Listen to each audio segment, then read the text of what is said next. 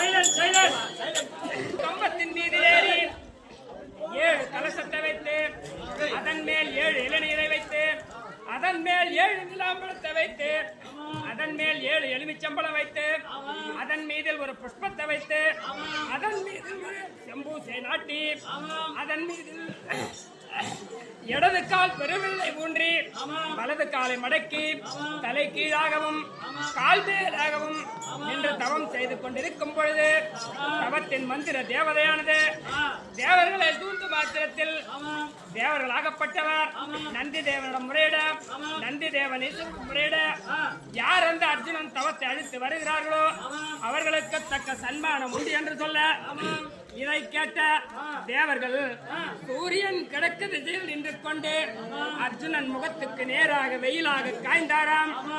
வருண பகவான் மேற்கு திசையில் நின்று கொண்டு மழையாக பெய்தாராம். வாயு பகவான் வடக்கு திசையில் நின்று கொண்டு காற்றாக வீசினாராம்.